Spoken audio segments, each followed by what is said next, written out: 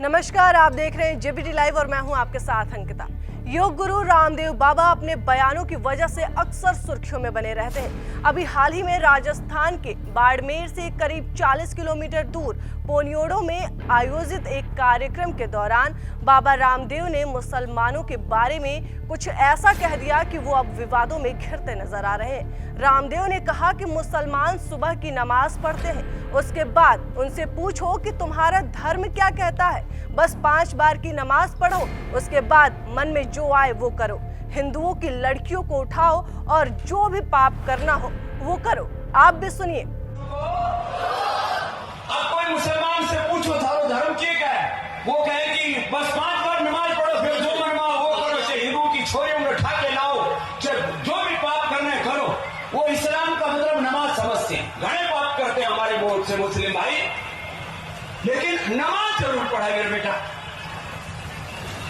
क्योंकि उनको यही सिखाएगा बस नमाज पढ़ो, बाकी जो करना है करो।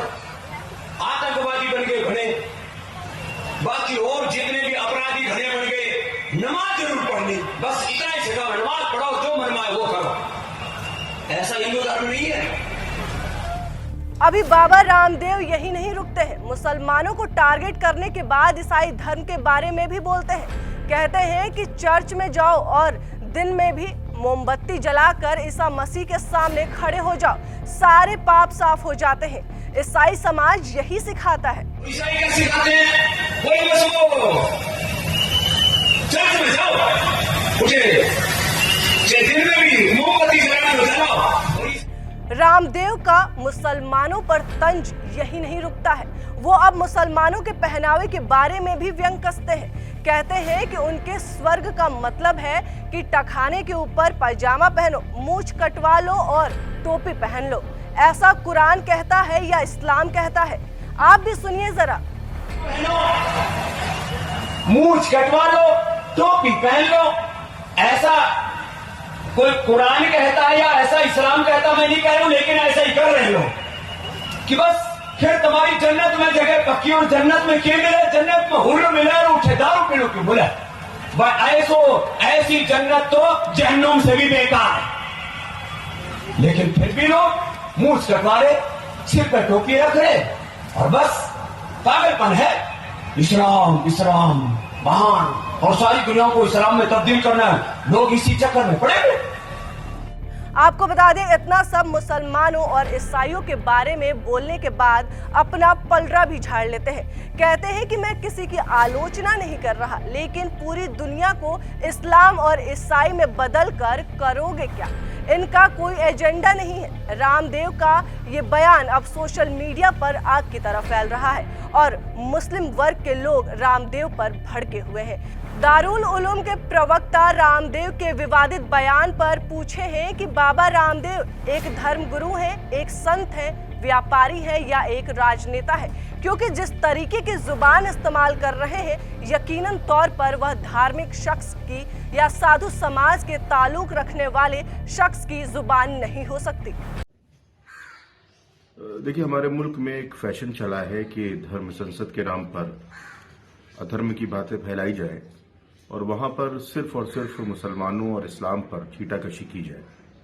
यकीनी तौर पर धार्मिक लोगों का और धर्म संसद का कतई तौर पर यह मकसद नहीं होता है कि किसी के भी मजहब के खिलाफ या मुसलमानों के खिलाफ कोई अभद्र टिप्पणी की जाए। अगर आपके पास अपने मजहब की कुछ अच्छी बातें हैं तो आप वो लोगों तक पहुंचाने का काम करें। बेजा और बिला जरूरत दूसरे मजहब पर और खास तौर पर मुसलमानों पर जो टिप्पणियां की जा रही हैं और बार बार जो छीटाकशी की जा रही है, ये कतई तौर पर किसी भी सूरत में मुनासिब नहीं है। जहां तक बाबा रामदेव साहब का ताल्लुक है तो उनको ये खुद तय करना है कि वो एक धर्मगुरु हैं, वो एक संत हैं, एक व्यापारी हैं या एक राजनेता है। क्योंकि जिस तरीके की जबान वो इस्तेमाल कर रहे हैं, यकीनी तौर पर वो किसी धार्मिक शख्स की या संत और साधु समाज से ताल्लुक रखने वाले शख्स की जुबान नहीं हो सकती। ये यकीनी तौर पर किसी राजनेता ही की जुबान हो सकती है। और धर्म संसद का अगर यही मकसद है कि वो मुसलमानों और इस्लाम के खिलाफ छीटाकशी की जाए, तो यकीनी तौर पर ऐसे धर्म संसदों पर पाबंदी लगनी चाहिए जहां पर सिर्फ नफरत की बात की जा रही हो। अगर वाकई में आपको काम करना है तो मोहब्बत के पैगाम को आम करें, नफरत के खात्मे के लिए धर्म संसद को आयोजित करें तो ये ज्यादा बेहतर होगा। बाबा के इस बयान के बाद मौलाना भड़क गए हैं और रामदेव से पूछ रहे हैं कि बताओ कि वो धर्मगुरु हैं, संत हैं या राजनेता हैं। अब देखना ये होगा कि रामदेव इस सवालों का जवाब कब देते हैं और कब बताएंगे कि वो क्या है। इस खबर पर आपकी क्या राय है, कमेंट बॉक्स में जरूर बताएं। देश और दुनिया की तमाम बड़ी खबरों को देखने के लिए आप जुड़े रहें जेबीटी लाइव के साथ। नमस्कार।